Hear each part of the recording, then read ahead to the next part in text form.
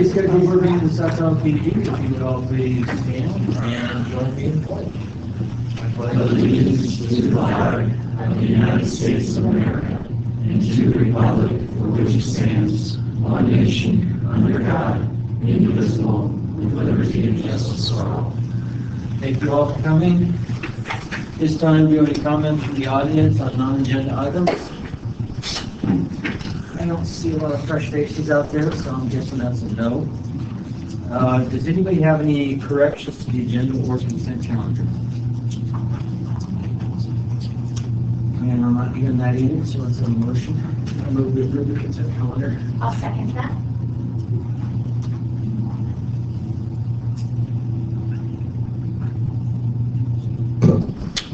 It's the last time. Nothing personal, I promise. Can I ask a quick question about our consent item on 4B? Oh, sure. Just out of curiosity, for the $600,000, what energy efficiency programs or items are being sought? Or is it still just kind of up in the air? Trevor?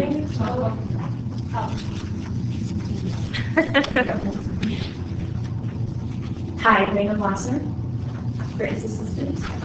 Nolan is actually at a meeting, so I was hoping that if you guys had a question, I might be able to answer it for you. And, excellent. So this project is basically for meeting SCADA instrumentation and metering at 6 of our well sites. Okay, so we've been doing a study over the course of the last year and a half or so of our 6 largest energy producing water facilities. Actually, it started with 7. 6 of them are wells and 1 is a booster station, the Data Lane booster. But that project was already on the CIP for more extensive improvements. So for this round of funding application, we've taken Data Lane off and have left just our 6 largest producing wells. And so we've gone through with a consultant and evaluated the existing electrical gear, instruments at those stations, and they helped us develop recommendations in the form of a report in support of this application that would allow us to have real-time monitoring of parameters that would help us improve our long-term efficiency of those stations. That's it. No, thank you so much. Thank you. Okay, I guess that moves us on to item 6A, which you had warned us about already, hadn't you, Chris? So, Cliff, go ahead. I did. Chris gave us a little warning last meeting that this is going to be here, so. So much for the element of surprise. Good afternoon. What I'm asking for today is replacement of one of our older dump trucks. It's a 1995. Still a good, viable, good truck. It's low mileage as these trucks go. The problem I'm running into is with the airboard. This truck is technically supposed to be off-road in 2016. Up here, we're not enforced as much. The city, South Lake Tahoe, is considered the low population county in the attained area for the air quality. I'm not sure if it's the city or the county that went to get this classification because they were not classified as low population county. So that bought us a little more time there with this truck. We're going to have to, my plan with this truck is, because it's still a good truck, is I'm going to take and use it in Alpine County, which is currently not an enforcement county. It's another attained county where they consider that there's not really any problem, so it's not a heavily enforced area. Currently down there in Alpine County, we have our oldest dump truck, which is a 1985, and it has no emission upgrades at all on it. And it smokes like the way a lot of us remember the old diesels did. So we'll be surplusing that truck, sell it in Nevada. It's still, you know, fairly good truck, good viable truck. We should see some pretty good cost return on that at the auction. So anyway, as for this new purchase, I've checked into, you either have an option of repowering them with a 2010 or newer engine. The issue we run into in something like this is those newer engines are so heavily computerized that, and the drivetrain and all the components go along with it. They have up to 5 different computer systems that need to be installed on a truck that has none. And the people that have done it, dealerships, Cummins, Detroit Diesel, that have done some of these, it's very expensive. I got a quote for one of our other trucks, and it was well over $100,000, and they won't guarantee the install. So this one is for $163,000. It's through the National Auto Fleet Group. It's a Sourcewell bidded truck, so we didn't go out and bid on this, but it is a nationally recognized bid process. And asked them to go to purchase this, and I do have the budget for this truck, and it came in well under budget. The other thing I'd like to talk to you about is I'd like to, most likely, the first board meeting in April, I'd like to give you a short presentation on what I'm up against and what the district's up against with the California Air Resources Board on or heavy diesel trucks, because I do have a few more that I need to replace. I've got 2 of them that I'm just going to replace the cab and chassis on it and use the components, the tank and the boom truck, reuse those. We can do this most likely in-house, swap everything over from the older truck to the newer truck. Save us some money that way. But I will be needing in the future to purchase 2 more dump trucks. I'm assuming that's already on our budget, right? Correct. Okay, so we'll talk about it when it comes up. But I know you folks are getting the question, Randy, you've mentioned it before, the public's questioning you on it. This is probably something that the public, very few of the public know about. Anybody that has a fleet, which a fleet consists of 2 or more heavy vehicles, has to meet these compliance. And drop dead date is 2023. Like I said, truck 85 or truck 45, the 1985 International that's down in Alpine County shouldn't have been on the road for 10 years now. But we've been able to get it by. Same with this truck 9 that I'm wanting to replace and take down to Alpine County. But I will eventually have to replace that one. And possibly our newest one, which is a 2006. We're going to do a wait and see on that one because they moved the date back to that one. I agree with you about not trying to retrofit. I think that would be a maintenance nightmare. Yes, and from what I understand from talking to these people, and I've talked to them over the last few years, this is nothing new to look into. So, you know, it's been probably about 5 years that I've been talking to these about doing this. Thinking, well, maybe they'll come out with a special retrofit package or something with standard load computers. They just haven't done it. We've done some retrofits for other vehicles in the past with some, I would say, mixed results, correct? Correct. And some of these are just too old. It's not worth doing those retrofits any longer. Yeah, the wiring, that's the biggest part is just where to put the computers. And a lot of these new trucks use a CAN bus system. It's a very complex system. It's supposed to reduce your wiring, but from what I see on everything that we have, it's CAN bus, it's even more. And it's a very hard system to troubleshoot with your special equipment. So probably for the next year or two, we're going to look at we have vehicles to replace, mostly due to the emissions requirements. That's mainly where we're at. Yeah, I'm not replacing these because of their age. They are, older trucks, but they're still in great shape.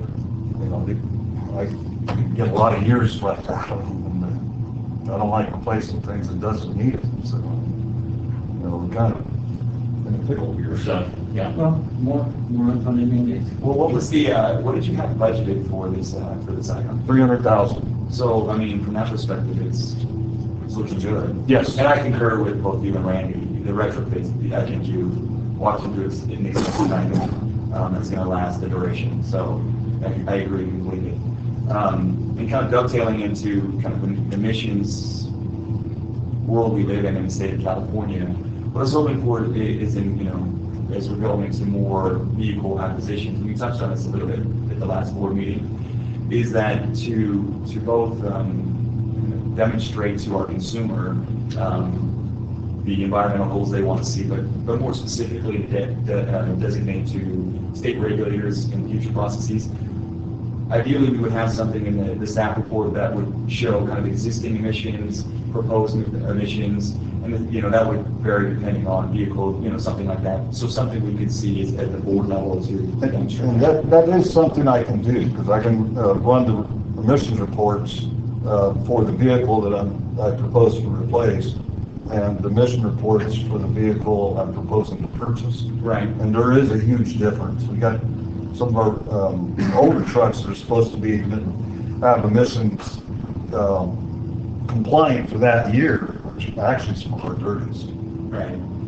Because I think, as you look forecast in the future where the state requirements are coming, or going to go, they're gonna require a much higher level of documentation as it relates to emissions reductions, energy conservation efforts, all these kind of things, and Yes. similar to like what we're doing at the 4B item as well. Yes. And so if we start to develop that in the staff report, that allows you to build the database in an easier fashion that will allow demonstrations and compliance with those regulations, and provide obviously additional information to the board and show the public that we're doing these items, they're funded, required by the state, but there's an inherent environmental benefit to it. This is something you've spoken about and that you want, and so we can demonstrate kind of the full range of benefits. That information is readily available for me. I do that now currently once a year with the state. My reporting that I do to them for that, and the flip side of the coin to this is our off-road vehicles, our tractors, our backhoes, our portable generators, and such like that.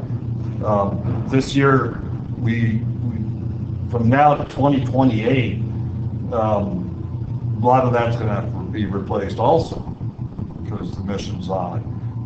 Right now, we're very much in compliance by replacing a couple of the units that we've had, and other ones are already budgeted because they are reaching the end of their useful life period anyway. So we shouldn't have any problems and be in this situation that we are now with our trucks. We kind of waited to the last minute on this, trying to keep all of our stuff running and safe and to be used during the lean times that we've been coming out of. And I'm not trying to, I didn't want to be in this position where I'm trying to rush to get everything done, and I've got a good relationship with the air board at the county, and they know that I'm working on it. They also understand my hands are tied to a point. Right. So, do they offer any exemptions for districts based on our kind of emergency needs or potential for emergency needs? No. They are a bit lenient for government districts and utilities, because they understand, it's a different environment and a financial environment than a contractor out in the, doing their own thing. It's harder for a lot of the contractors, especially the small ones that we have up here. But I was talking to a friend of mine, Ron, and he's got an older dump truck, like ours, and they send them letters saying after 2020, they will not renew the registration on that truck because it's not a California compliant truck. And we're kind of in that situation too. I haven't been able to get a straight answer from anyone from their resources board on how they're going to work with the exempt plates like we have. So, but that's how they're enforcing it, because they don't have the staff to be everywhere. They're concentrating on the main trucking thoroughfares, 80, 50, and down south and such right now. So I'm just trying to stay ahead of the game here. But definitely, yeah, it's a challenging world. Yes. Okay. Next question. Should we buy a dump truck? You sufficiently convinced us we can. Yeah. No, we're sure. I'll make a motion. I'll make a motion to approve item 6A.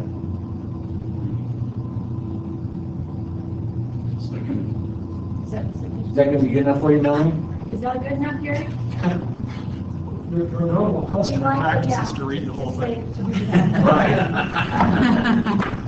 I'll make a motion to approve the purchase of one 2020 Western Star 4,700 seat chassis with equipment for dump bed for National Auto Fleet Group in conjunction with source code contract number 081716 and an estimated amount of $163,530.02. Absolutely.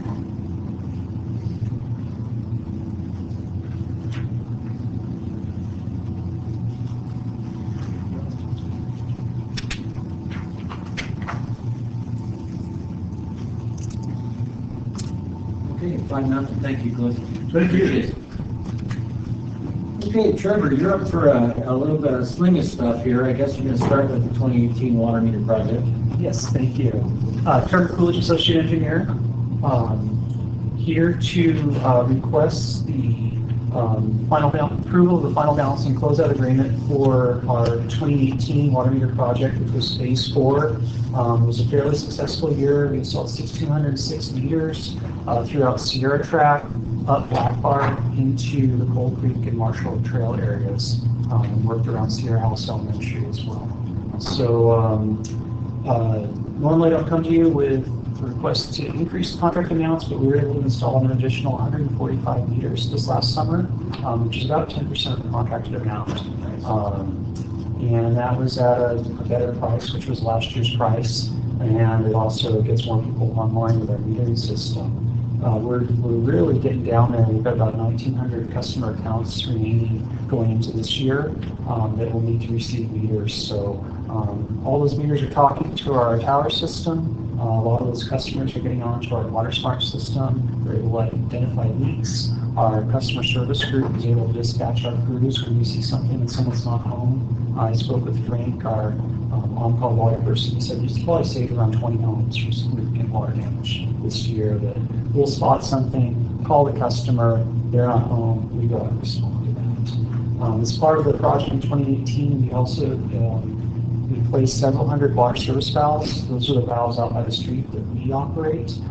So any customer that has a meter now that we've touched has at least one working valve that we can respond to and shut off in the need of an emergency, or if they just have routine plumbing. So as we're going through, we're both getting the meters installed, which is good for our water conservation, meeting our state mandated metering requirement, and also getting our system in order to make sure that if a customer has an issue, we can help take care of that.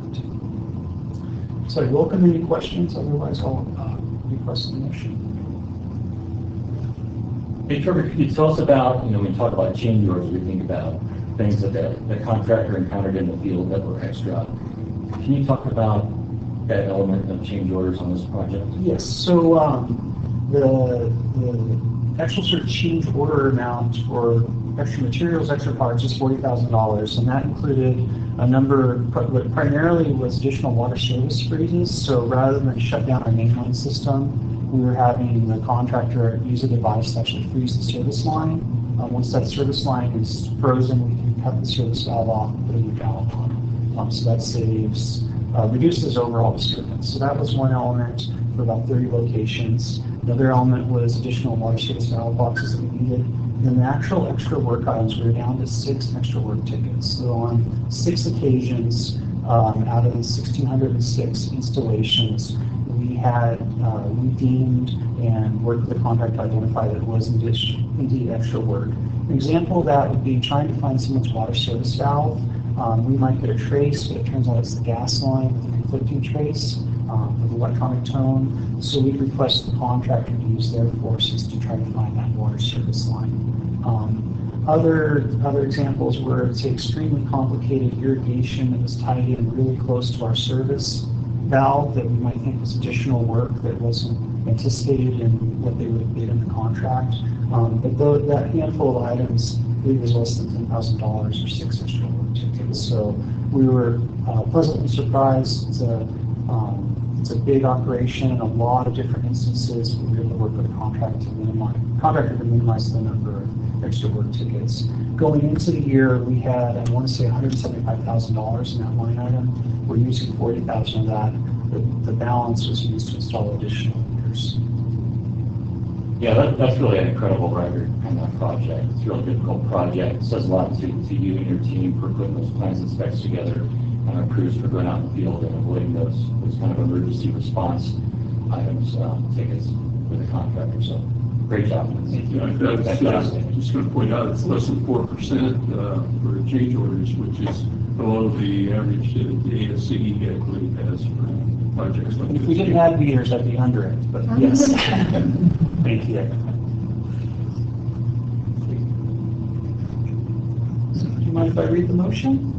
Please do. So you've noticed the reluctance. So I request they approve the final balance and change order number 1, and then close out agreement and release the claims for the 2018 water meter installation project phase 4. So moved. See how quick that was? Yeah. I like this protocol. I'll second that, Emily.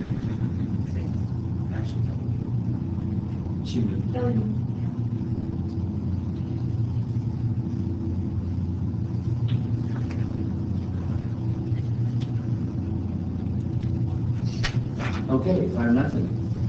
So you're on a roll, so now we can move on to census water meters. Let's move on to the item 16. Thank you. So as part of the water meter project, we provide census water meters and the antenna reading unit to the contractor for installation. The reason we do that is we've identified census meters and radio reading units as our sole source item for the meter project. Census relies on a licensed radio frequency that communicates with our antenna system, and we currently have over 10,000 of these units in place. So shifting to a different type would be a very significant change, carrying significant costs. And again, as I mentioned earlier, we're having success with our Water Smart system that alerts both customers and our district staff of issues related to leaks or emergencies. And so in 2009, we previously identified Census as a sole source supplier for water meters. Western Nevada supply based on the zones and regions is our sole source supplier. There's another supplier over in Folsom, El Dorado Hills, but they can't sell to us due to the way Census has divided their service agreements. And so that's why you're seeing sole source requests to Western Nevada supply for the Census units. Any questions? No, we talked about this when we first initially did that. A little background, if I remember right, it actually worked out less expensive if we bought the meters all at once instead of every phase having that go out and had a contractor rebid that and supply themselves. So this is just a continuation of that process. Yes. So we're getting favorable pricing, and then the other element is there's about a 2 to 3 month lead time for our order. We're actually already working on our order, but those won't arrive until mid-May. We already have some in hand, so it's not a problem. But the other concern was if we were awarding contracts, there could be a delay before the contractor could commence installation of those units. What's the per unit costs for the meters? Excuse me. What's the per unit cost for the meters? So the actual meter is $138.50, and then the antenna is $136. So it's about $275 per location for what's being provided and put in the ground. So our favorable cost, if I was just to go and buy one, what would I pay? We've seen very little increase over the years, so beyond that initial, I have seen meters range from maybe around $100, $125 to over $300. I'm wondering, Chris, do you have any ideas when we buy just a few meters, or maybe 10 when we just buy a few meters for installation, what we pay for a residential meter when we're just buying a couple for operation? I do not offhand, because Cuz was always the one buying the meters and supplying them here in the room. I don't know, it's been a couple of years since I've even been involved. I was thinking around $150. That sounds about right. The number that Ross just recently gave me for budgeting purposes on individual meter and MXU replacement was $300. So But that's MXU. that's for the two combined. So if he's getting 275 275 versus 300. Right. So 25 a location, we'll have about 1,300 locations this year, so it does add up. Yeah, no, definitely. The whole rate. I'd also point out that because Western Nevada is the sole supplier for census meters in the region, by us purchasing these meters, it prevents them from basically giving a price to contractors that is different whether or not they're buying all their other materials from Western Nevada. So if they buy all the materials from the project from Western Nevada can afford to give them a discount on the meter, as opposed to other contractors who want to use another supplier for the rest of the materials of the job. And so it creates I think a conflict and a competitive advantage for people who have a relationship with Western Nevada. So by doing this, purchasing this ourselves, we eliminate that and create more competition between our contractors. A fair bidding atmosphere amongst our contractors.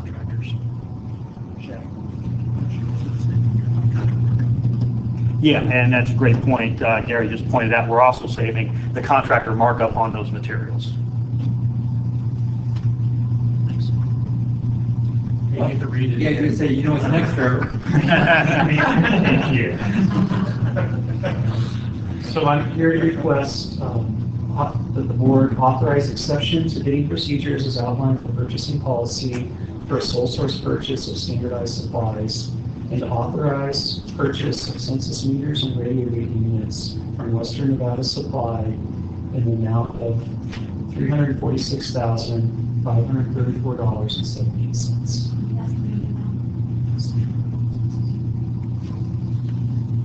So moved. I'll second that.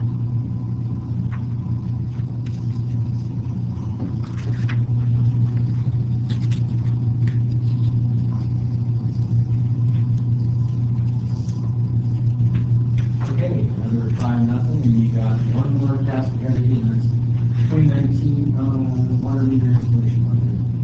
Thank you.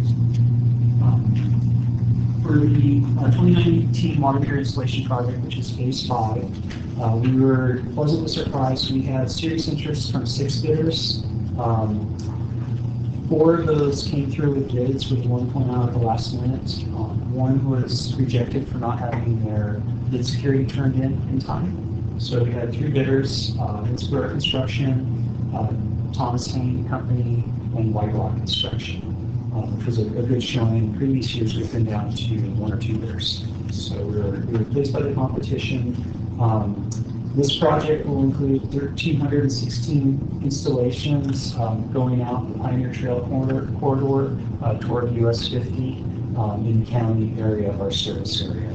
These are exclusively residential properties, with the exception of 1 or 2 duplexes. In comparing the costs to previous years, there was a minimal increase comparing to mid-squares lower than last year, which we're pleased to see. Right around less than 5%. And we completed a bid review. We found Insigware Construction's package to be both responsive and responsible. They didn't have missing items. They have their insurance in order. They completed a successful good faith effort agreement to manage business enterprises. So we identified Insular Construction, who's been our contractor for the last several years, as the for the recommendation for award. I spoke to it earlier, but we have about 1,900 remaining, so there's going to be a limited number of pretty tough installations, several hundred after this year, and then a number of complexes that have multiple owners that Tim and Gary and others are working through their rate structure to figure out how we'll get them onto meter rates. So this is the last major year of our residential metering project. Next year will be our cleanup effort. That's ones that are scattered from ones that were in high groundwater down by the lake. They might be in rocky areas in the county that we weren't able to install. They might be locations where two houses were tied onto one service line. So it's a tricky batch coming up, but this is our last large package. And as with the last year, we already have the funding in place through a low interest loan with the state's clean water funding program, which is wonderful for helping implement the state mandated project. Are there any questions? You left about $550,000 on the table. Do you have any idea why the difference? So compared to last year, when we had, I believe it's MKD as the low bidder, they left approximately $1 million on the table last year. So it's actually better this year for Vince Ware in terms of leaving less on the table. It's their pricing per meter.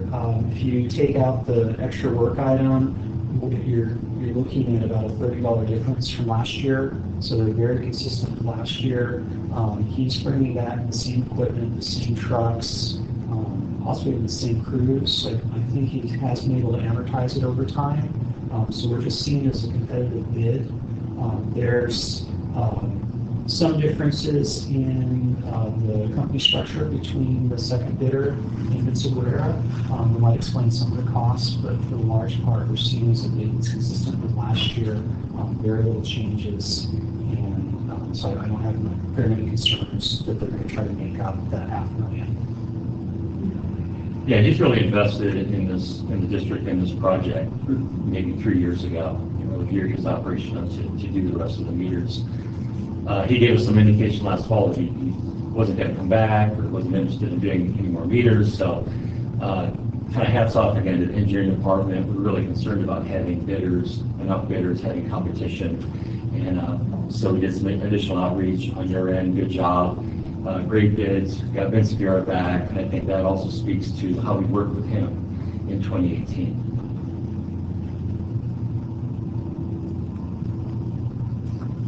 Okay. Thank you.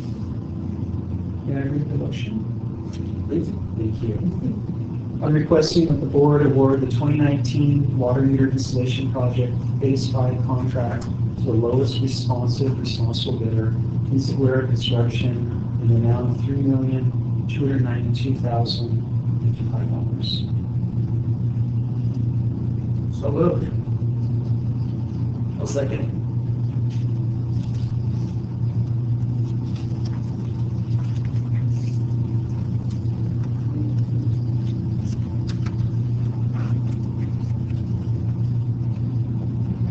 Okay, another 5-0, thanks again. Thank you. Okay, 2019 asphalt patching. Good afternoon. It's that time of the year again, patch paving. And on February 1st, purchasing sent out 14 bid packages to contractors. And on February 21st, we received 3 bids, and they were opened on February 21st. GB Construction was the lowest bidder for this year. Looking at the prices for the patch paving itself was actually 24.8% decrease from last year, and he had to bid last year also. The difference that you're going to see here is there's 2 trench paving projects that we also combined with the patch paving bid. One was on McAdee, and that's where we went in and replaced some main because it was undersized and the hotel needed a water service and we didn't want to come off of Highway 50. So the water crew went in and made a loop down the road and got rid of a couple 2-inch lines. But because we went down and did the whole road to loop it all together, we have to pay half the street. That was fun. McAdee is a dead-end line, and in order to install meters for what they have up there is, it used to be one community well for about 5 or 6 houses and apartment complex. And years ago, they paid to get on our water, but what they did is they ran one service into that building, the well house, and that well house still distributes to everyone. So in order for us to go in and be able to install meters in the future, we needed to run the line, where it stopped, we needed to continue all the way across Ski Run to loop it in. So that was saw cut. We didn't have an opportunity to do McAdee last year, but we are going to take a look at it here in May. But because of those, that's what drove up the price a little bit here. Fawn is $26,975 to do the paving. McAdee is $29,062.50. So that's why you see a little bit of an increase. But even with the 2 trench paving projects, it's only an increase of about 5.8% overall from last year. So is there any questions or anything I can? Are you going to read the motion? Yeah, thanks, Trevor. If there's any questions first, yes. So by the end of this meeting, staff is going to be properly trained on how to present their agenda items. I would like to point out one other thing is that the bid difference between number 1 and number 2 here is $162 on $193,000 worth of work. So Number 2 is kicking itself. He rounded up, right? But great job on the accuracy, and I think that tells us, and even the difference between 1 and 3 is $20,000. That tells us that we're getting good value for this work.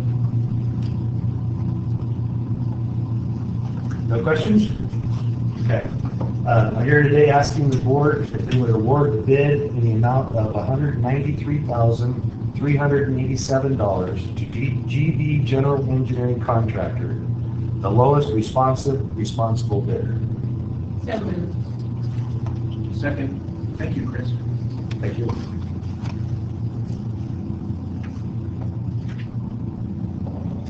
We're never going to read our own motion. I know. It's just thinking. Well, that's what we have to. Well, I was going to say, how am I going to get the repayment claims? We're repayment claims. Thank you. Thanks, Chris.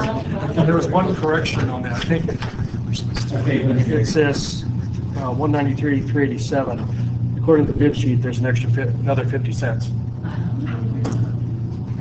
Chris is rounding down. Good news show. Oh. Two different prices, sorry. Estimated amount, it's always an estimate because we have to estimate all of these. All right, Chris, you want to read that? Why don't you just let the record reflect that? There's an extra 50 cents. Right. Yeah. Oh, no, this really changes things for me. Right over the line. Yeah, that was what's on the board agenda part. Okay. Payment claims. I'll move approval of payment of claims in the amount of $1,377,356.15. Second.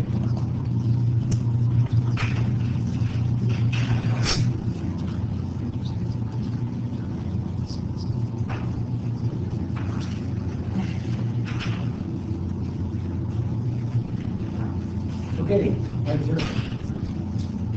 Do we have any standing and ad-hoc committee reports at this time? Anybody have anything going on? And board reports, I bet Jim, you got something to say, don't you? Yeah. Last week, Shannon and I were in Washington, D.C. for the whole week, and we got quite a bit done. There were times that we were together, and then there were times that we were going off in different directions. So You've got his report.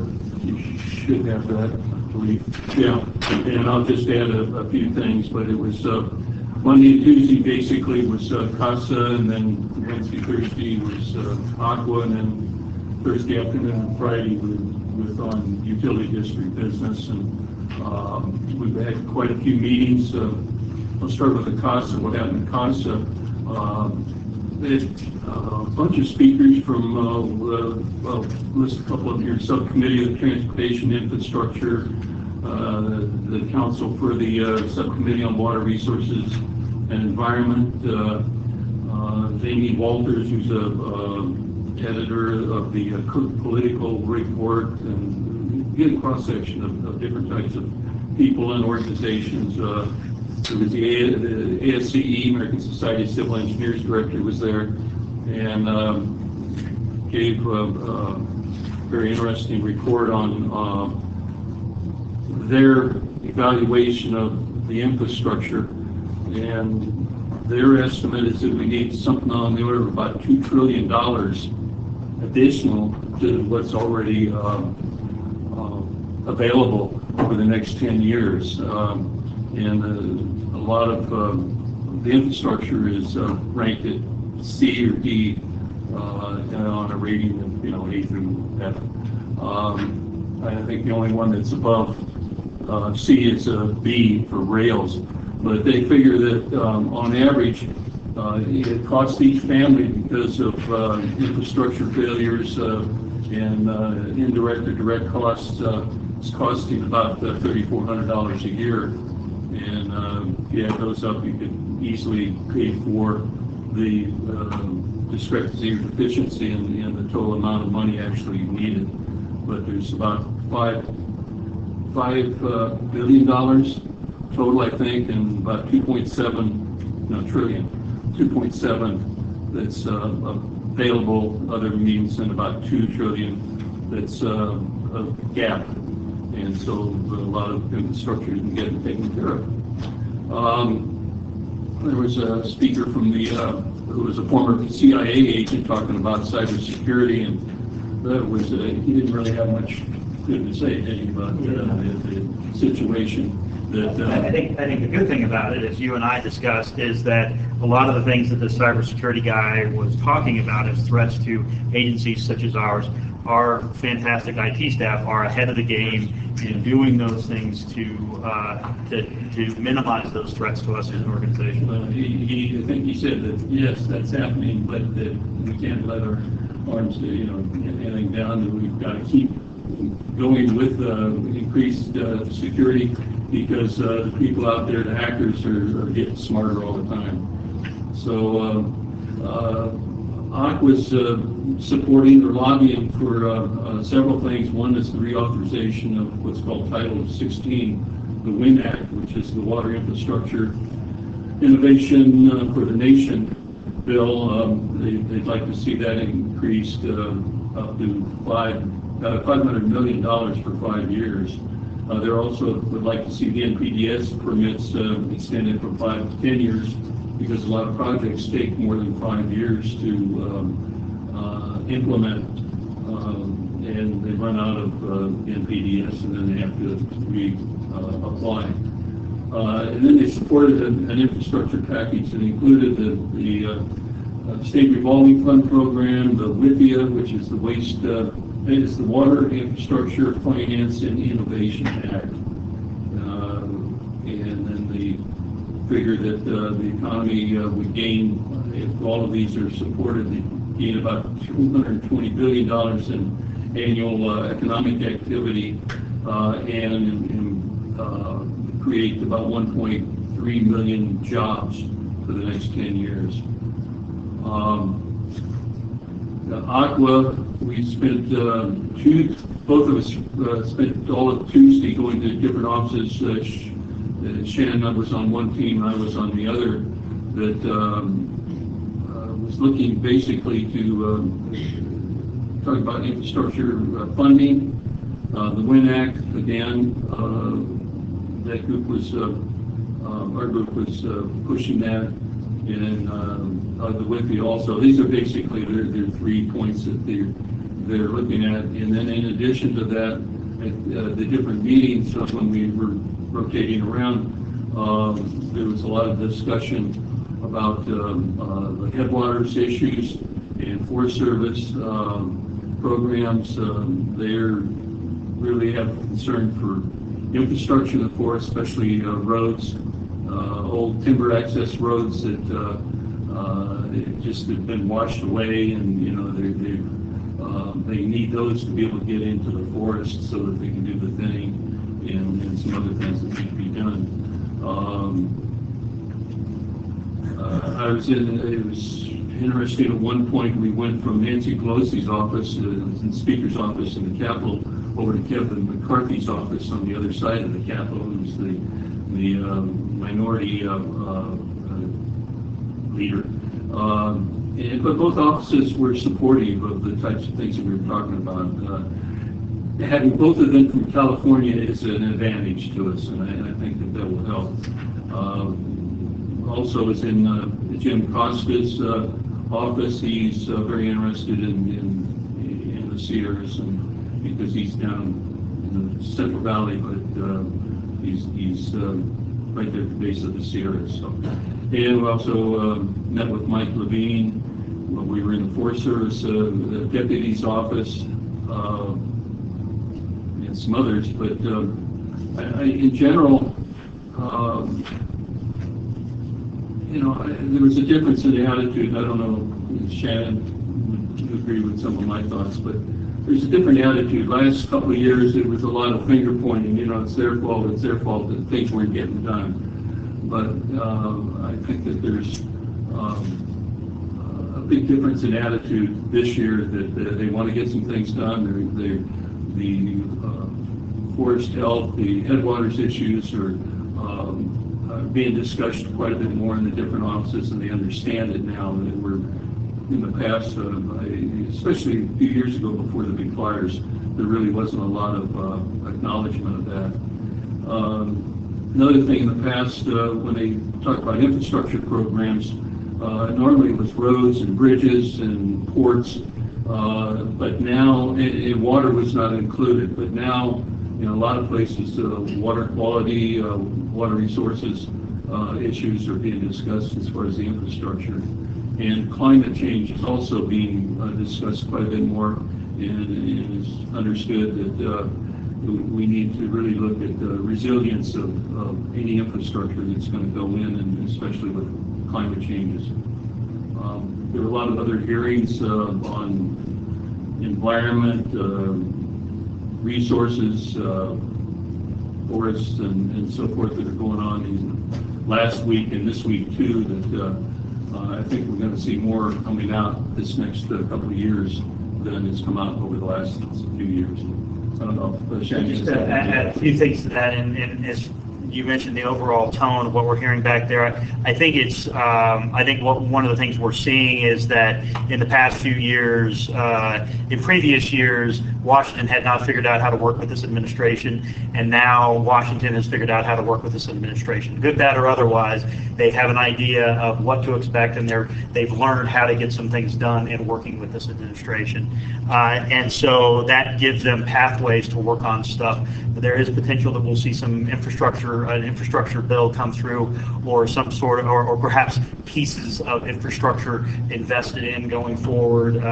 That's yet to be seen whether that will come out, but that's certainly what a lot of folks talk about and pin their hopes on for actually trying to accomplish something back there. So we'll see. The good thing for us with respect to that is that if an infrastructure bill passes, we may not see money directly out of that bill and out of those appropriations, but where that helps us is that it can relieve pressure on programs like the SRF program in California that could make it less challenging for us to go after those other funding sources. So in addition to more money for SRF, by other funding mechanisms like WIFIA and some other programs they've talked about, if those other programs are funded, then it relieves pressure from SRF and reduces the competition for the big agencies. Instead of them coming to the SRF program and us having to compete against them, they're going after other funding sources, and so there's value for us in those things getting done. I would call your attention to the little piece piece about trip follow-up at the end of that document. One of those actions is effort that Lynn Nolan has already done, is reaching out to the folks at Cal OES to try and get a little bit more clarity on what needs to be done to convince folks to invest FEMA hazard mitigation funds into water line replacements for firefighting infrastructure. Those projects are currently not eligible for FEMA mitigation funds, and there's a lot of that money out there given the disasters that we have had. And the way that works is if a disaster fund is a certain amount of dollars, a percentage of that has to be put into hazard mitigation for the future. And so we're not able to tap that for programs like that for water line replacements, although we are pursuing it for other projects like generators, etc. The other piece there is we had a follow-up call actually this morning with Caitlin Meyer, who is Feinstein's new person in water in California. She's focused on fire issues and water issues exclusively. She was, I think, a week and a half on the job.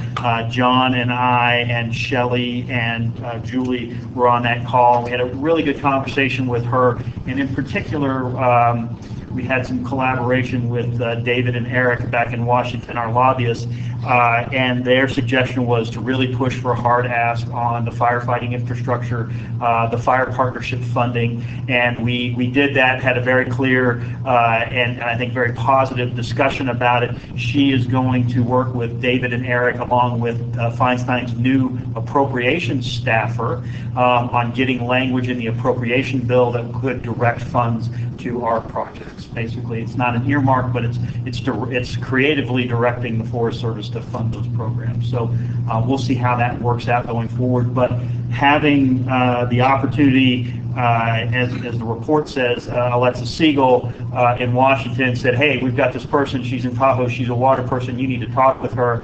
Us then hooking up with her a week and a half into the job and being able to direct her and give her some low-hanging fruit and some opportunities to win between her and the new appropriation staffer. We may have we have some hope of getting some positive outcomes from that. We also had great conversations about the fire partnership with the Forest Service and McClintock's office, etc., who've always been supportive of us. And so I have some hope that we're going to revitalize that program and get some money on it, not counting those chickens until they're hatched. But I think there's a lot of things that are lining up positive in our favor. Just a couple of things to add. I got a list of the appropriations that they're for funding, water infrastructure funding that they're looking at. And this is from money from EPA, the Department of Interior, which is the Bureau of Reclamation, the Army Corps, and the Department of Agriculture, which allows the Forest Service. They're asking, AQUA that is asking about $12 billion this next year, which is about a 30% increase over last year's funding of about $9.3 billion. And as we were showing this to the different people as we were going around, they didn't seem to flinch. They thought that this was reasonable, and that, did you have this list? I have it. It's not part of my plan, but I've handed out. Yeah. And the other thing is that headwaters issues are one of the two top issues that AQUA is acting on this year. And at one point in here, they described the Department of Agriculture and Interior need to work together on accelerating the critical infrastructure.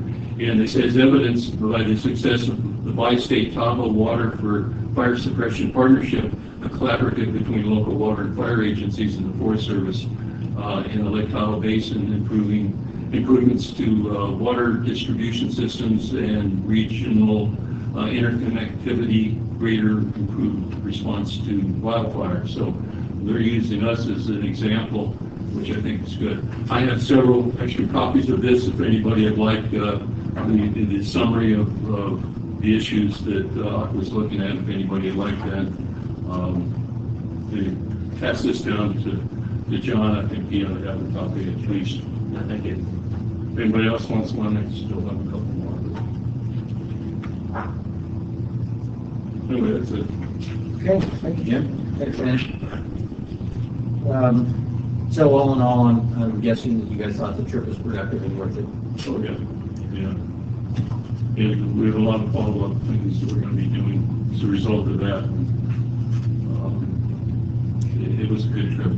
Yeah, and outside of, a lot of the official work that's done, certainly there's quite a bit of work that is done at receptions and off-line conversations, and I have an impression that we have moved the ball forward on some forest management issues that I think we're in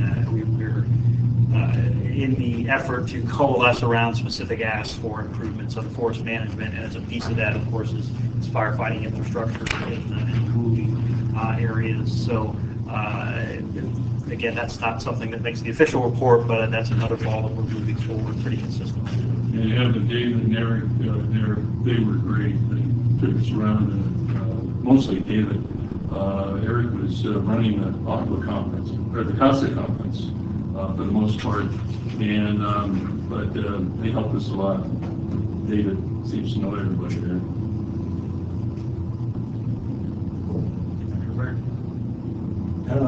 Are there any other board member reports? I had a conversation with, I was at the city council meeting on Tuesday for a non-district related item. And I had a chance to speak with the new fire chief, the city of South Lake Tahoe, Chief Drennan. I discussed with him the budget process we're ongoing, our goal of providing the fire infrastructure to the entire community within a 10-year period. All these items that are being worked out. Asked if he was willing to participate, because one of the things that has been specifically important to me working on development projects, I know there is a fire department requirement that's very stringent as it relates to your pressure at your hydrant.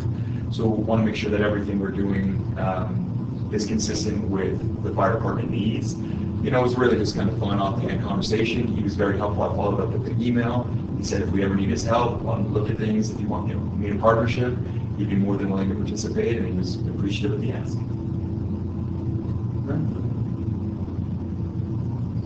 Thanks. I think that's it on board member reports. I see that we have an upcoming meeting of the El Dorado County Water Agency Purveyor. Is that pretty much it? Okay. So John, you want to the John manager report. John manager Keep report. going. I'll roll through some updates. Start with a staffing update. Public Affairs Conservation Manager, we're interviewing 3 tomorrow. And for Principal Engineer, we completed 2 interviews yesterday, and our successful candidate is here today. Steve Caswell. Good job, Steve. He's been with us for closing on 4 years now, done a great job. And prior to that, he's with Corollo, working with us on the Edwards project. So, congratulations. Customer service representative, that advertisement is actually closed on March 4th. We got 88 applications, and interviews are scheduled for April 2nd. There's 1 internal candidate. Underground repair water, this closed on February 14th with 50 applications. Wow. And we're planning to interview 8 candidates on March 13th. Recycled water lead, this closed on February 19th with 2 internal candidates, and interviews are scheduled for March 22nd. So keeping busy. And obviously with Steve getting his promotion, that's going to open up another position in engineering to be filled. Salary survey, I don't think we've talked about this for quite a while, but under our current union and management MOUs that went into effect in June of 2017, we specified the completion of a salary survey. And so we've been working with the union, working with management group, and with the consultant, Ralph Anderson and Associates, and are nearing the completion of this effort. So we will bring these results to the board for consideration, and right now we're planning to do that at the next board meeting, to bring those results to you. And if we decide on any revisions, they should be implemented by June 27th of this year for the MOU. So, and also just for your information, the current contract is in effect through June of 2021. On the budget process, so next Wednesday we have a board workshop, and Shannon will have a presentation on system needs and various CIP spending levels. And as he'll elaborate, we're having increasing concerns on the condition of our steel water lines. You saw that piece we brought in last week. So very concerned about steel water lines, especially they make 65% of our water system. And they account for over 90% of our leaks, actually 91. And last year, we had 91 leaks, and 94% of those were on these old steel water lines. You're going to bring a 3-foot pipe in for public hearing next week? We already saw that.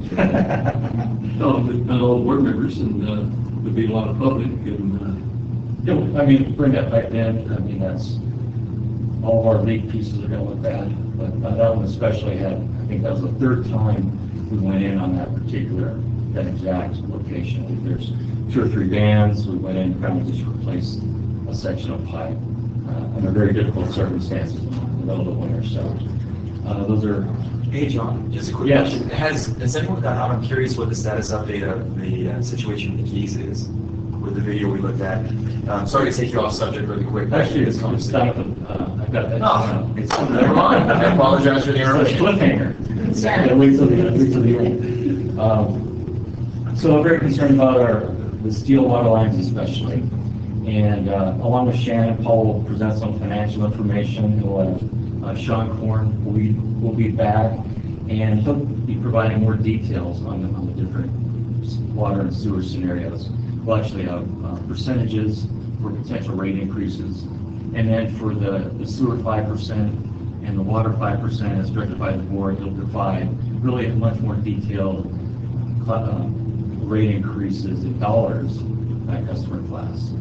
So, but we'll be looking at the sewer 100-year allocation, the sewer 5%, the water 100-year allocation, the fire flow 7%, the fire flow 5%, and we'll have other, perhaps even a hybrid in the 6% range for the board to take a look at. So this is coming up next Wednesday, and we really need the board to give us some direction on that day, because we need to send out these Prop 218 notices. So from the board next Wednesday, we're looking for some direction on what's that high level of potential rate increases will include on the Prop 218 notice.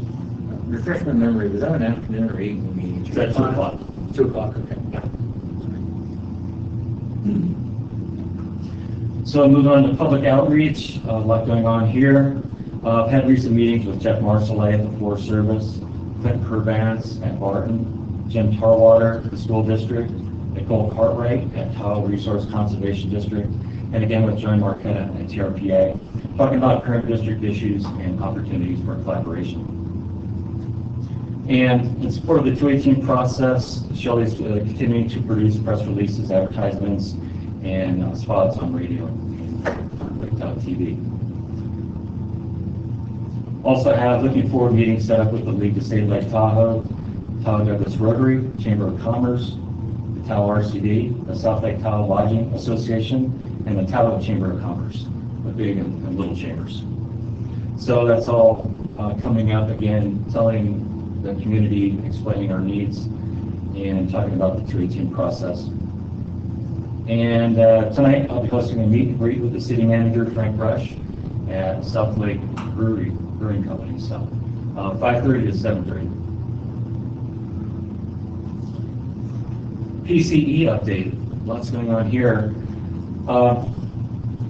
We met with Lukens, Tahoe Keys, and Lahontan on a specific meeting on Tuesday, and we discussed the details of Lahontan's efforts with Lake Tahoe Laundry Works, and really we pushed them to step up their efforts with the Lake Tahoe Laundry Works. We want them to do more with their on-site treatment system at that contamination site at the Rayleigh Center. So that's something we really want to push at Lahontan down the road here. And we also talked about our upcoming efforts to TV about 4 sewer lines in that area to look at whether these are preferential pathways for PCE. If the PCE, once it leaked into the ground, if the backfill on these sewer lines or defects in the sewer could have possibly caused that PCE to move in different directions faster. So we're supporting that effort. We're actually completing the work, and they will be reimbursing us for all costs, the Lake Tahoe Laundry Works. So last night we had our 4th public meeting on PCE that was hosted by the district at the city council chambers. Pretty well attended, and Nick and Jim were there. There was about 50 there in total, probably 20 public and 20 from different agencies. So Evo and water purveyors presented information. LaHont provided their update. And Desert Research Institute, they've been working on our groundwater model for years now. They did a pretty extensive presentation on the water model, and this water model, they ran through basically 5 different scenarios that will form the basis for these remediation alternatives that Kennedy James will price out in the next month. So, Jim, I don't know if you had any thoughts on the meeting last night you want to share or not. That was good, but I was really impressed with that modeling presentation. It sure looked like the last one may be the way to go, cost-wise. Yes, that last scenario, number 5, it really looks at increased pumping at Tahoe Keys number 2, and that well currently has a 500 gallon per minute carbon treatment system on it.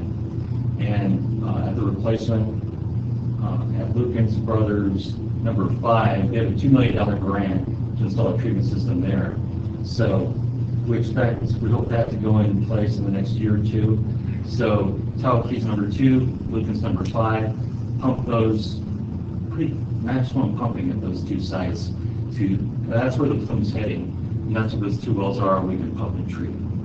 And we're still talking about we're going to pump and treat more water than those 2 agencies can use. So it is what to do with the balance of that water. Should that come back into the district system? Should it be disposed of in the lagoons? So those are some of the options we're looking at. So in about a month, taking this model data, Kennedy James will bring these probably 4 or 5 scenarios back that are fully costed out to move forward. So we'll be bringing that to the board, of course. And I also want to mention LaHont has secured significant additional funds to accelerate their investigation and assessment process. And this includes the installation, I think, of about 5 sentinel wells on the east and the west margins of where we believe the plume is. So they'll install these sentinel wells just to verify that PCE is not spreading further.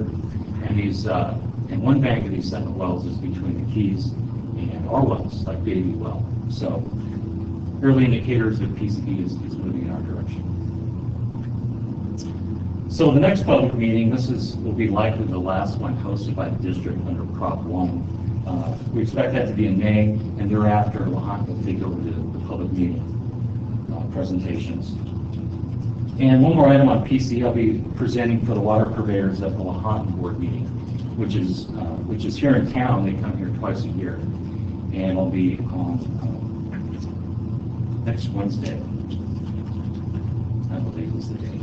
I can give you that exact time and date. Hopefully at 2 o'clock. Yeah, it's in the morning. So then we do not go to Oklahoma County. I'm sorry, it's on Thursday. I got them to move that from Wednesday to Thursday. Thank you. So next Thursday morning at about 8:30, I'll be presenting to LaHont at their board meeting. Moving on to Lukens Intertie, not much here. We got some repair parts. They did not meet we wanted this meter to record in both directions, and these parts did not accommodate that as part of our automated meter infrastructure system. So we're still looking at repair options at Lukens. We have been working closely with them, and kudos to the pumps really, working with the Lukens system to make sure, we want to make sure our water was going into the Lukens system and not so much vice versa. So it looks like we solved that problem in the last 2 weeks, so thanks for that. And moving on to streetlights, favorite topic. Tim, you gonna handle this one?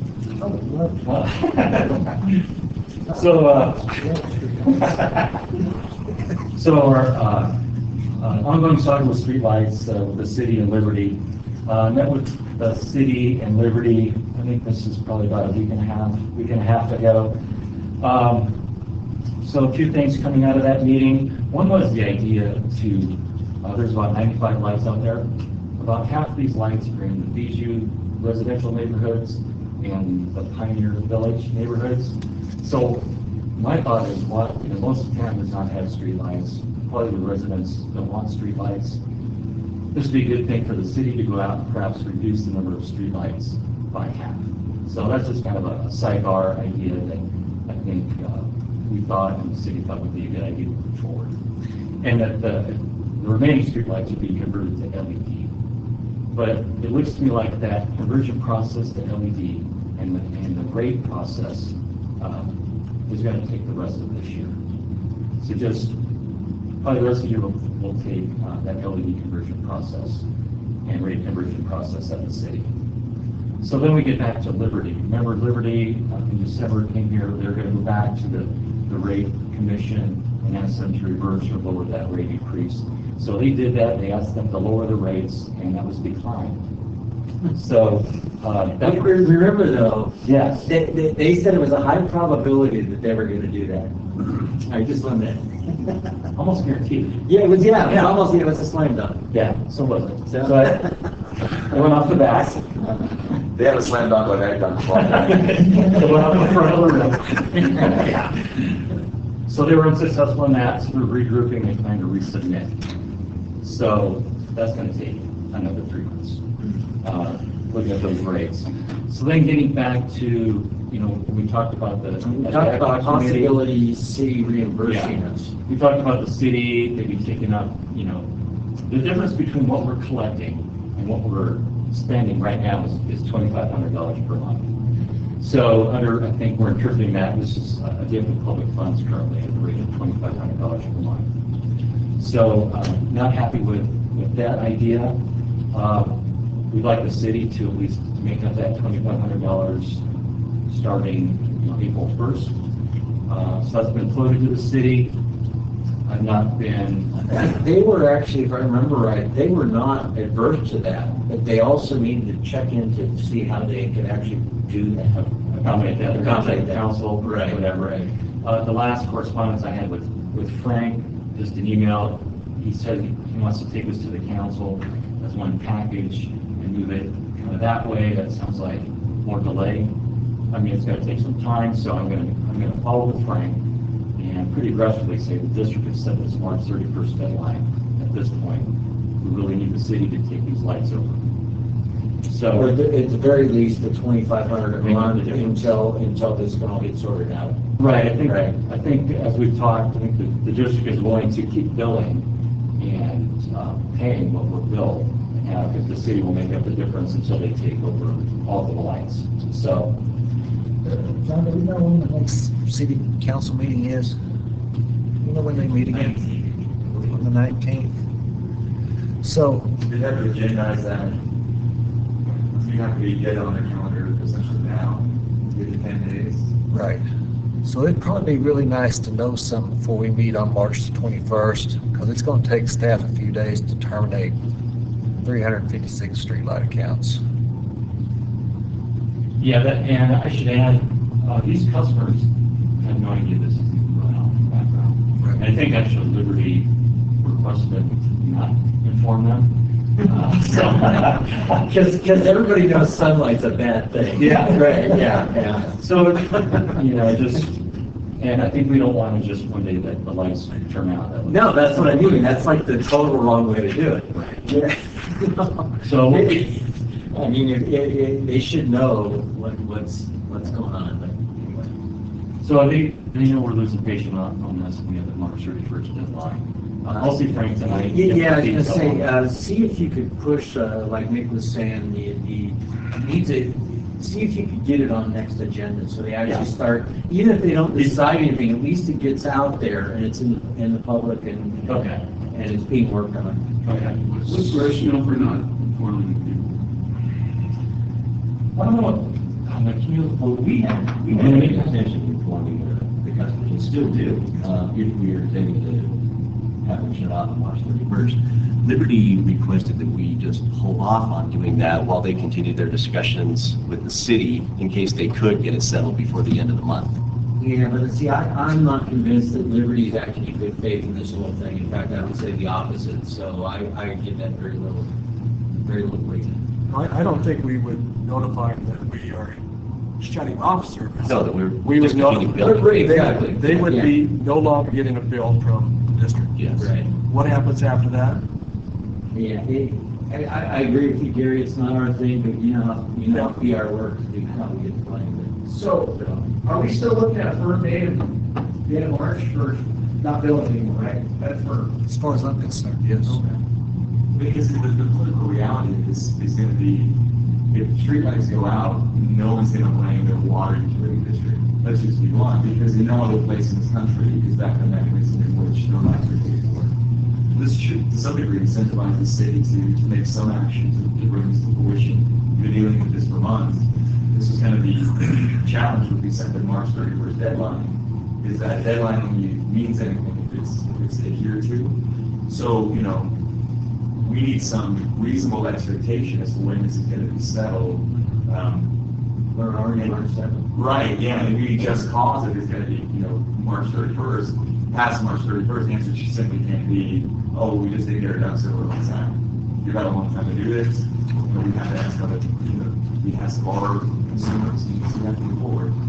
We set ourselves up for more, like, so Gary said we have to 218 if we were going to ever charge more than we're charging for the billing, right? So if this is not firm date, why can we just put it in the 218, raise the rates until they settle it and get our money back? Well, the reason I'm saying it's a firm date is because I've filed a notice of determination of billing services February the 11th, which is well in advance. You filed it with who? Liberty. With Liberty, okay. So that's a lot more than 30 days notice that they needed to terminate this service. Yeah. It's way simpler if it's a firm date. Yeah. Yep. I think we ought to notify people, not that we're going to cut them off, you know, turn the lights off, but at least give them a little history, because it's all going to hit the fan at the same time, and then there's going to be a lot of people who are angry. Yeah, and I need to. I agree, Jim, and I think Gary's worry should be there, but, you know, we're just terminating billing, we're not shutting your lights off, but they need to know the ultimate consequences of that if somebody else doesn't step it up, which is no lights. So, if we're going to do that on March 1st, when do we need to send letters on? When do you think staff needs direction from the board to send those letters out? That would probably need to happen. I would like to be able to have an opportunity to meet with our council meeting on the 19th to see if it gets on the agenda to get talked about. And if it does, fine. If it doesn't, then we'll react to whatever's decided. What's our billing cycle? We'll send out bills. On that? We'll send out bills on April the 1st. Doesn't it take a month? Doesn't the board, the city council, don't they develop their agenda about a month in advance? I mean, aren't they quite a bit of lead time for their agendas?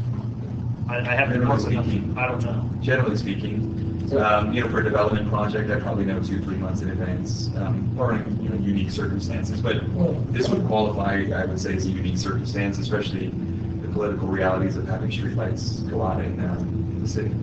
Yeah, it's unique, but we've been talking about this since September of last year. Right. So, you know, it's not anything new, but. So, Jim, you don't bill those separately. The bill just goes out with their quarterly bill, is that right? It goes out with the quarterly bill, yes. You know, on the same bill or separate bill? Same bill. There's a good chance no one will even notice. Except for their lights will just go out. And they're going to call us because we're the ones who built it for them. And that's what they've done in the past, right? So unfortunately, what we've seen, what led up to all of this happening was we bill them and their lights are out for some reason. They call us. We tell them to call Liberty. Liberty tells them to call us or call the city, and it was just going around and around, and it created a PR nightmare for us. That's part of what has initiated us getting into this process of terminating this service. So if you put a notice on the bill that said we are no longer billing for lights, please contact Liberty Utilities for further information on your light. That would be the notice that we'll send out. Yeah, that's simple. Very soon. Here's the number. Call them. Yeah. But I still think we ought to at least lay things out for them and explain why. I agree. If we give Liberty's phone number to them, nobody down there is going to understand what it is. I still like that, so I like the fact that they'll call down there and create a ruckus. Put John Friedrich's number in So it sounds like I'm hearing, we'll contact the customers and update them on this issue. And I think we definitely should right away contact whoever it is at the city and say it's important that you guys talk about this on your agenda, because at the end of the month, the lights are probably going out, because unless Liberty decides to subsidize it. Right, and Brooke and Tammy know about this, and Right. they're planning to take over these lights, so it's not going to be a surprise to the council entirely. We were at that meeting that we were at, and the city manager was almost like, the city course. was just gonna subsidize it. Yeah, they don't intend to bill these customers, they don't bill any of their other Yeah. customers for streetlights. With those two kind of residential neighborhoods, and the rest of these streetlights are along Ski Run and out Lake Tahoe Boulevard past the Y. Oh, easy as streetlights. And that's Probably through the association. through the association. Yeah, there's not like this year. So I guess work with the city, try to get on the council, board meeting, or council meeting, and we'll contact the customers and continue working with the city manager and Liberty.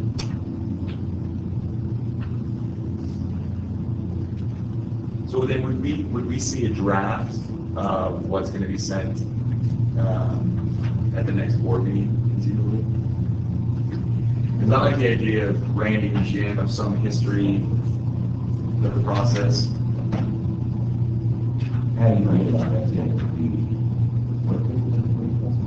You gotta have some kind of lead time though, right? Well, that would be 10 days, maybe 9 days. to get it done. Just to get that in with the bill. But there's 300 of them? Well, we would send it out separately, not in the bill. Oh, you said Yeah, Yeah. If it's 300, that's not that big mailers. No, it's not that big. Because we don't send it out until the bill goes out, they'll already be off. Like, yeah. That's what we're going to get that out right away. Would the lights go off on April 1st, or would they stay on for a while? I mean, you don't know that. No. You don't know what they're gonna do. Because technically they'd be currently billed and current. Liberty might leave the lights on and keep billing us. They're not gonna get those lights off on April the 1st. There's no way you can physically disconnect 356 lights in one day, Well, I think especially in this type of weather. And I think also Liberty's got to make a choice also. Do they want the exposure for actually turning off those lights? Yeah, that's an interesting thought. I mean, there isn't just like a switch somewhere, they can turn off all that. They literally have to go from pole to pole, right? Unscrew the light bulb? Yeah. What do you do? To get back to Nick's question about sample for the draft, we could probably show that to you, maybe get that to you right after the council meeting to see if anything's decided at that point. That way we'll know what we're going to put in the letter. So maybe a day or a day before the board meeting or the day of the board meeting. Be good?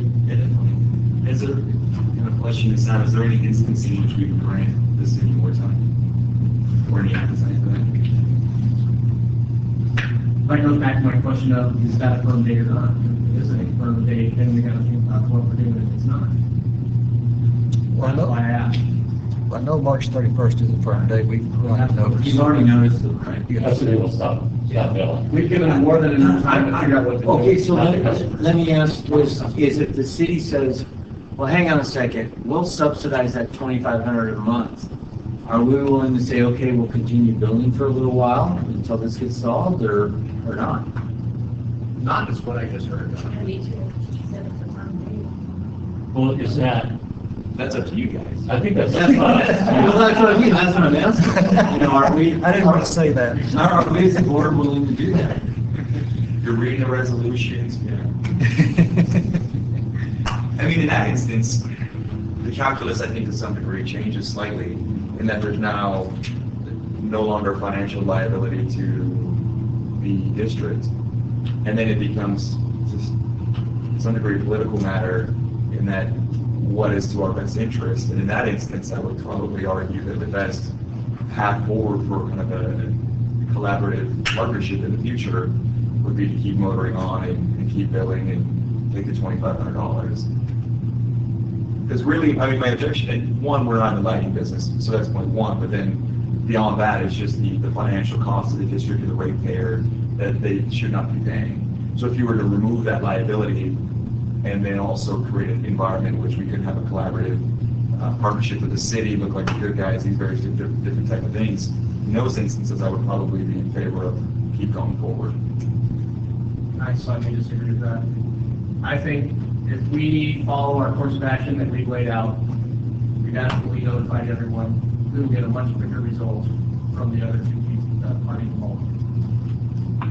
That's what I think. Can we wait and see what happens after the city council meeting before we have to actually make that decision?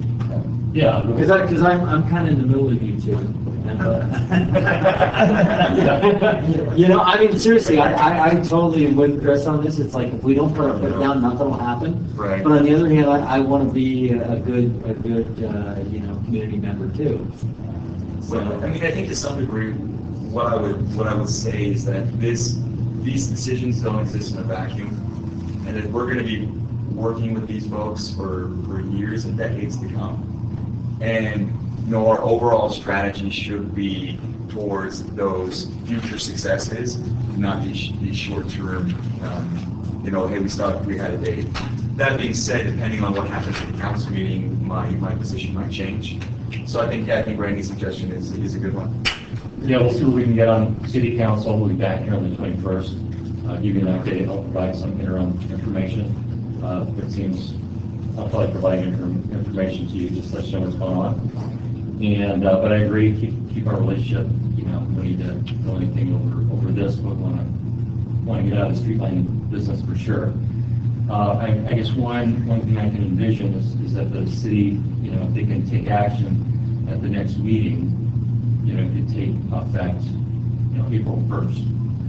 And I don't know if we would.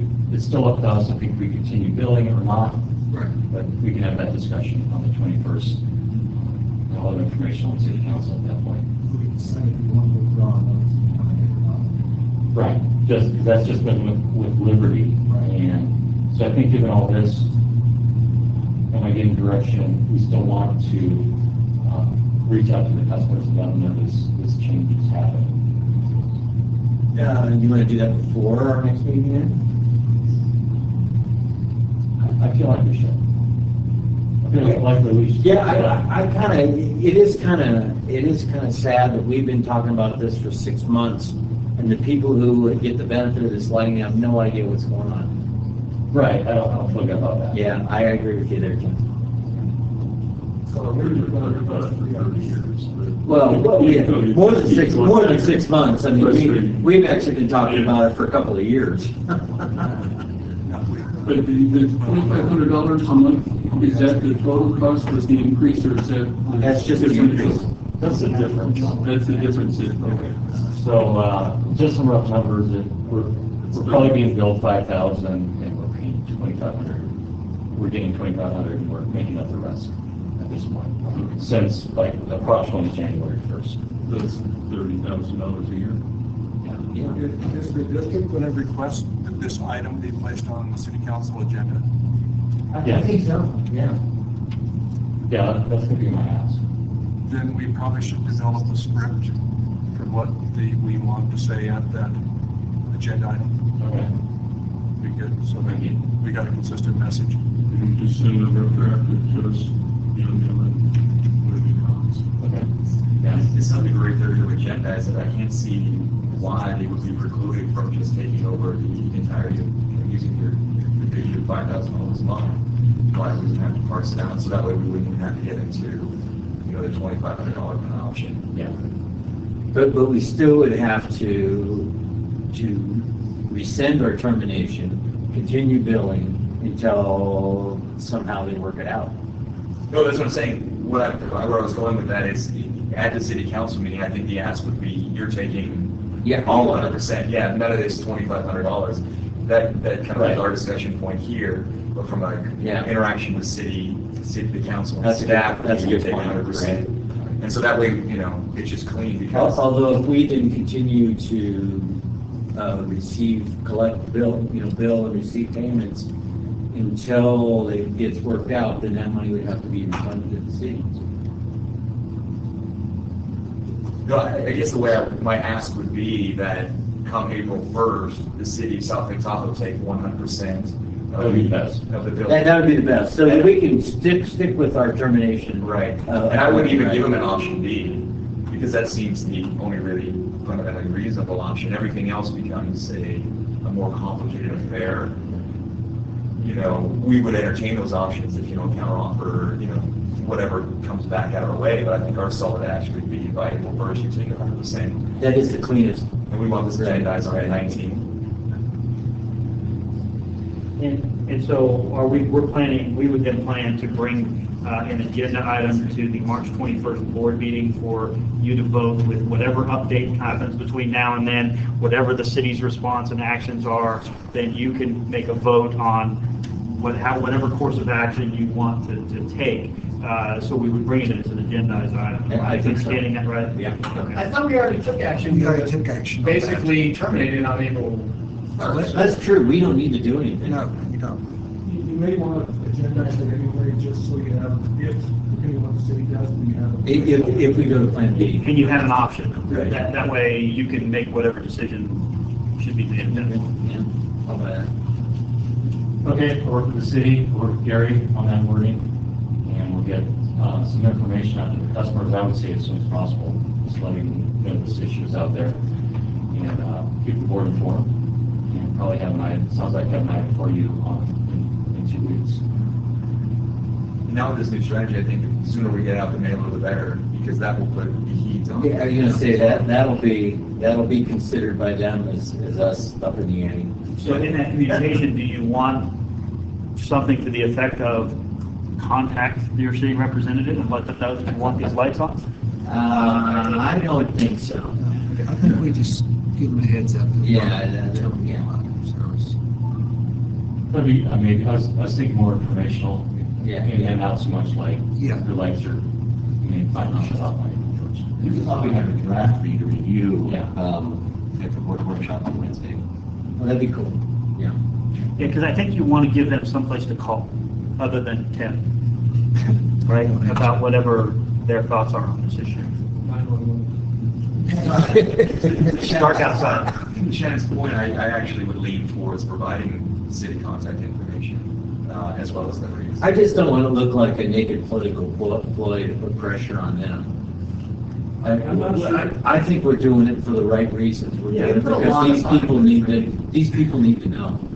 Unless you get, we tell a lot of cities, I mean, it's been going on a long time. Unless you get the city or Liberty's concurrence, I don't think you want to point fingers at them as far as phone calls. That seems a little bit. So what if we just gave a brief history of the whole billing thing and basically just say, as of April 1st, we're planning on not billing for the lights anymore? We don't have to go any further than that, do we? Is there any reason why we? Well, what Shannon's saying though is they're going to pick up the phone and call us then. That's right, and I don't think we do this in a vacuum. I think we tell our collaborators that we're doing this. I think we ought to tell them, this is what action we have. Tell Liberty what's going on and tell the city what's going on. And we got to send this letter out. Who do you want us to have them call in your organization? So if they have questions about what the results of us taking this action would be. That's up front. Let's not do it in a vacuum. I don't want anybody being surprised. Yeah, I think that the letter that goes out to the customers should go to the city and Liberty as well. Oh, yeah. With the cover letter on it. Yeah, I'll forward with them on that. And even a heads up before that letter gets to them. Otherwise, Tim's going to get all the calls. Right. Which in that case, we should. Well, we will have it on, send it on, letterhead, which has all of your names on it. We could add your phone number. That'd be okay. I mean, seriously, if someone really wanted their lights on, they can call us. Okay. Way more time on this thing. We passed our time allocation on this about a year ago. Okay, feels like we're getting close. We're getting close. A couple more items to go here. Yeah, a couple more items. Fire protection, so working with the city on this important issue. So, I actually talked to Frank, have a thought to kind of put a task force together for fire security in the South Lake Tahoe area. So we have I think we're really lacking some communication with the district, the water purveyors, and the city, Lake Valley, and the fire department on coordinating on a lot of different issues. Kind of our focus items would be fuel reduction, fire safe communities, firefighting capabilities, including fire department response, and also the communications component. So those two elements, along with our water distribution system, fire flow infrastructure, those form the core for that insurance rating. So we're getting at, what's the right thing to do for the community, and kind of a subset of that is the insurability of properties in our community. So putting these groups together, probably along with the Forest Service, and kind of just putting our heads together and talking about costs, looking for funding opportunities, advocacy, and again, focusing on fire suppression in South Lake Tahoe. So we have this local effort, we have regional efforts, and we're going to be working with state and federal efforts, all for these fire suppression issues. So we're having somebody from the insurance industry there. Yeah, and what they look at and how. Yeah, and Shannon talked to someone at ISO. We got a lot of. I'll forward that to the board. His memo with some information I got from Frank. How, maybe give you a little bit of information on that. ISO looks at those three things: the fire department's basically response capabilities. That's a 50% component, and then there's a 10% component for area emergency communications, and then the remaining 40% is the distribution system. When you talk about area communication, you're talking about OEC? I think it's the radio communications between the county and the state, and I think it's really the city and Lake Valley. I think it's a dispatch issue, right? So how capable are they of dispatching on fire call and response times? So ISO looks at those three components, and they basically pick areas around town. Look at the hydrant. If there's a hydrant, is there at least 200? They use 250 gallons per minute, like that's the function hydrant. So we don't know which areas they looked at, but they look at hydrants, what the flow rate is.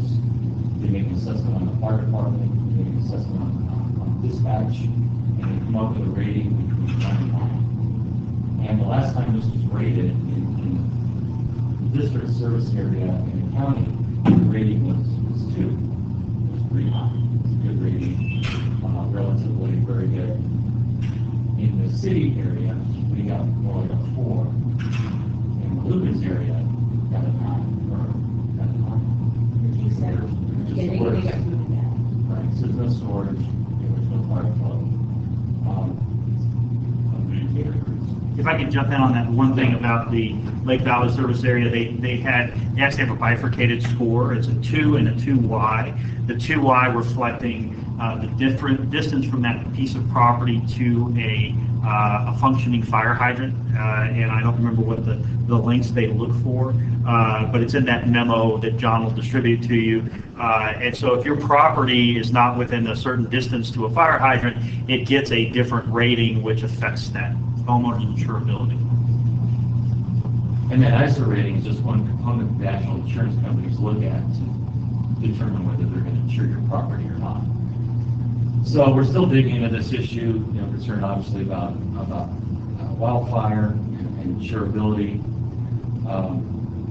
But I think we did all of our waterline improvements. I mean, it's just one component of the full picture.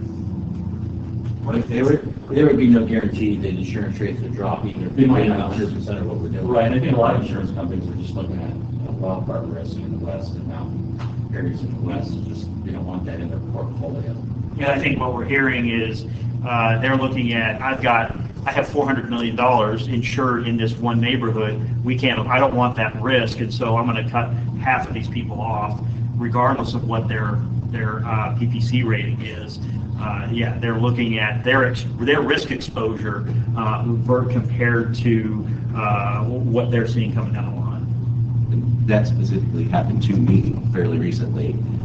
We were just canceled and contacted many insurance companies, and all of them said, we will not insure you and you're not going to find an insurance company that will insure you. You have to go through the state insurance program. And so that's what we're doing. At about $1,000 more a year. That's going to be much more common. Kind of the nexus between the fire protection piece and the budgeting process pieces. Are you in the city or county?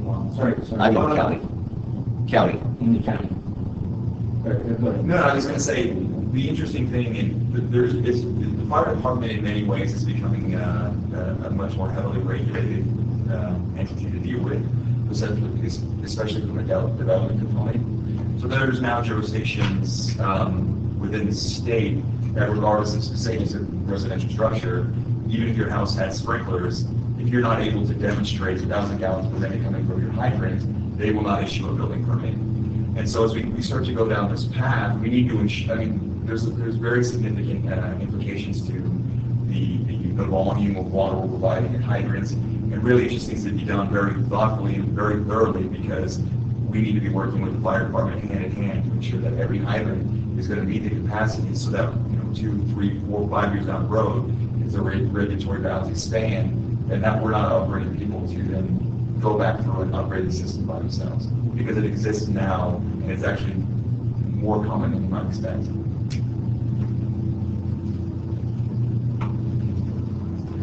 Okay, so we'll work with our local fire partners closely on this issue. Last item, Tahoe Key Sewer. Remember, this was a groundwater intrusion issue on Emerald, and Chris brought some information up last time about Summit Plumbing. Yeah, they're just kind of expanding, doing sleeves. They're planning to be on site next Tuesday, and hopefully we'll attempt and complete that repair at that time. That was about a $6,000 estimate.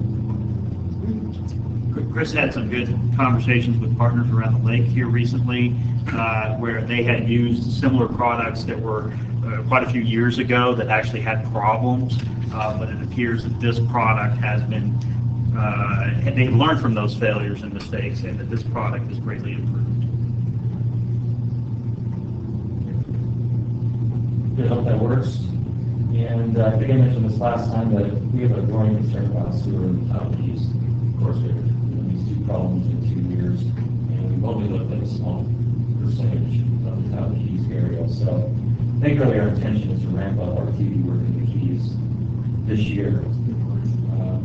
We have no record of, there's no TV records for most of the area. And a lot of those lines are underground water. Yeah, they're deep, they're backfilled.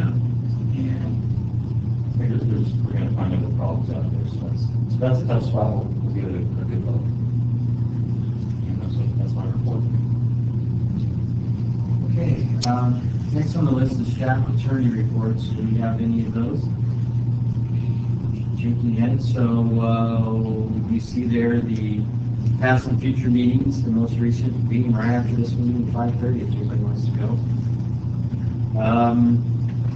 With that being said, we do have a couple of closed session items to take care of.